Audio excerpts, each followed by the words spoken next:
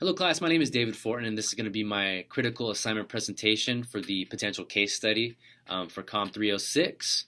I just want to start off by saying the importance of small groups in general.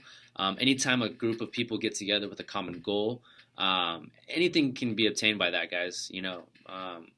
Looking throughout history, people had to come together and talk about things to develop anything. This class has made me realize the importance of small groups, the importance that communication also plays in small groups. So let's get into my potential case study here, guys.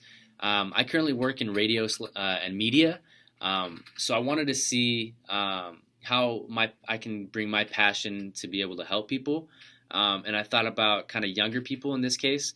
When I was first, starting out in school and kind of learning about what I wanted to do, it was kind of hard. I really wish that there was a program that even started in high school to where I'd be able to get exposed to the real world and the real world type of situations. And I feel like this type of program that I'm going to develop is going to do that.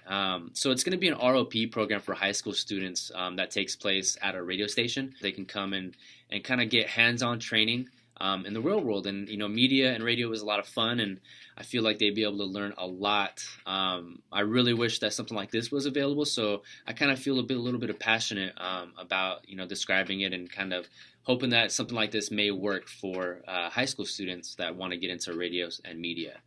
Well, let's get into it here, guys. So first things first, I'm going to use two different communication theories when developing this type of program. I definitely want to use a functional perspective of group decision making. So to start off, there's going to be what's called a program director, and there's going to be several different team leaders that are in the board that make these decisions. So there's going to be a very laid out type of way that decisions get made, and when problems occur, there's going to be very specific guidelines to where they'd be able to solve these problems. So it all kind of comes down to the communication of how these types of group decisions get made.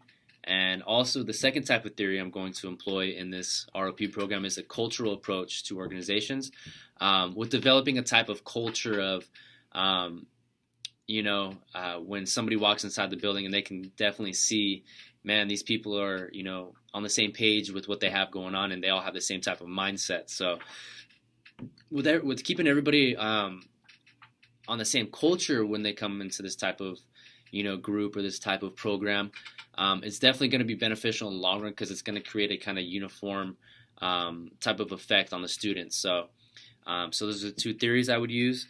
There's going to be a couple different concepts that I'm going to be listing throughout this presentation too that I can use throughout this program.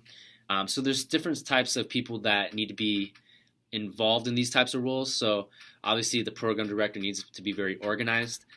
He needs to have strong leadership personalities. And personally, I think that he should adapt a servant type of leadership. I feel like when you're working with children, the servant type of leadership is great and it's very effective.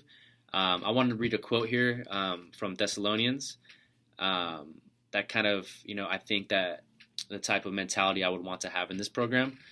So here we go. It's Thessalonians 5:14.